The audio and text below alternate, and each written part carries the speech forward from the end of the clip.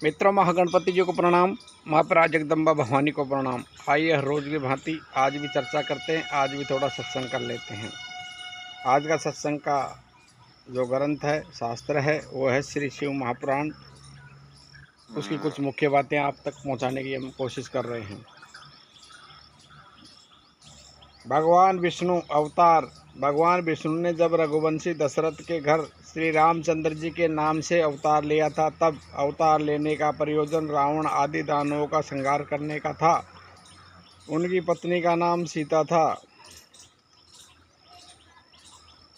अपने पिता की आज्ञा से 14 वर्ष के लिए वन में चले गए। जो सृष्टि के आरंभ में निर्गुण परमात्मा है, उन्हीं से प्रकृति पुरुष ये दोनों हुए हैं।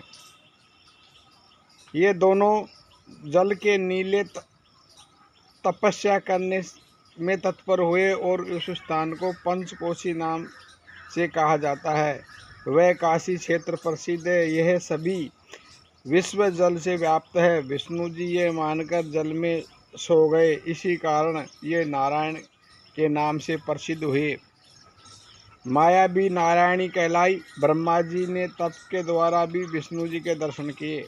धर्मराज यमदूतों को आज्ञा देते हैं कि चंड एवं महाचंड तुम दोनों इन पापी राजाओं को बलपूर्वक पकड़कर अग्निकुंड में फेंक दो, इससे इनके पापों का मैल जल जाए।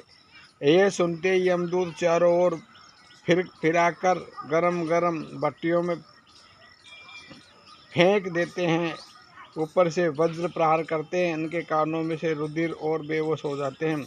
इसके बाद जब पवन लगती है, तब जर्जर शरीर होते हुए भी जीवित हो जाते हैं।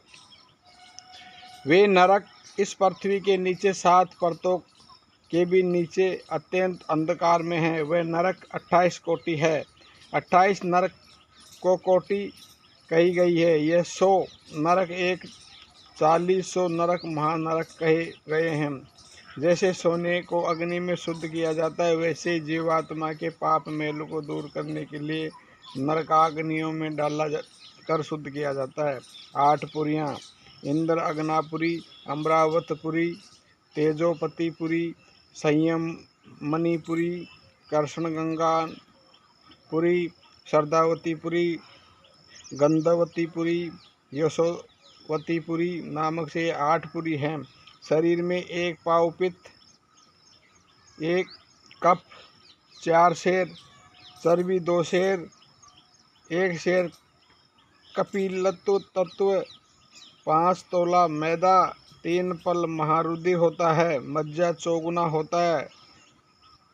वीर्य आधा पाव होता है, जो पराक्रम कहलाता है। 100 पल रुधिर, 4 अंजुल विष्ट और मूत्र होता है। मित्रों, ये बहुत ही अच्छी जानकारियां हैं। 100 वर्ष की आयु वाला भी मनुष्य यदि शब्द ब्रह्म का अभ्यास ध्यान के द्वारा करे, तो वह आरोग्य के साथ साथ मृत्युंजय प्राप्त कर लेता है। ये नाद अनाहद है, जो इसका उच्चारण नहीं किया जा सकता। इसका ध्यान तो यत्न पूर्वक कल्याण रूप बुद्धि से योगी जन करते हैं।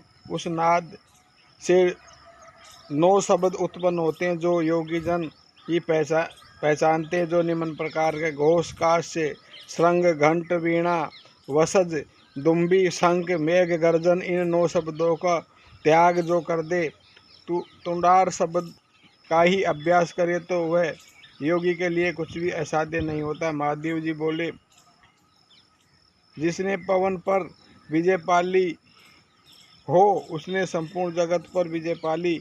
योगी को चाहिए कि जैसे लोहार फूंकनी से वायु भरता हुआ अपने काम में लग रहता है, उसी प्रकार योगी अभ्यास करता रहे तो परम सिद्धि को तुरीय गति प्राप्त होता है। कठोपदेश प्राप्त होने वाली शक्तियों का गुप्त विद्या मिलती है।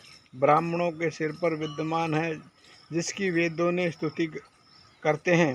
सब विद्याओं की माता ये विद्या खेचरा कहलाती है, खेचरी कहलाती है। दृश्य अदृश्य, चला नित्य, व्यक्त अव्यक्त, सनातनी है। सृष्टि रचयिता ब्रह्मा है। सबसे पहले जल उत्पन्न किया। जल नरक का पुत्र है। जल से स्थान रखने वाला नारायण वह अंड प्रथम जल में स्थित हुआ, तभी उसकी स्वर्ण के समान कांति हो गई। ब्रह्मा जी ने स्वयं यज्ञ किया, इसी कारण इसका नाम स्वयंभू हुआ। भगवान सूर्य ने योग सृष्टि से अपनी पत्नी संज्ञा को घोड़ी के रूप में देख लिया। स्वयं घोड़ी के रूप धारण कर मैथुन की इच्छा की, किंतु उन्हें पर पुरुष जानकर स्वीकार नहीं किया। घोड़े रूप सूर्य ने उसके मुख एवं नासिका के रास्ते अपना तेज दो भागों में पड़ा था, तभी तो देवताओं के वेद अश्विनी कुमारों ने दो होकर पैदा हुए। इतने में संध्या ने अपना पति पहचान लिया। इसी से लोक पालन और पितरों पर शासन इनका प्राप्त हुआ। सूर्य की छोटी कन्या यमलोक की पवित्र करते हुए यमुना नाम की नदी हुई। मित्रों, हमारे चैनल पर ऐसी नई नई जानकारियाँ देते रहते। चैनल द्वारा दी गई जानकारी आपको अच्छी लगती है, चैनल लाइक करें, शेयर करें और सब्सक्राइब करना ना भूलें, क्योंकि आपका एक सब्सक्राइब हमारे चैनल को नई दिशा देता है। हरिओम हरिओम।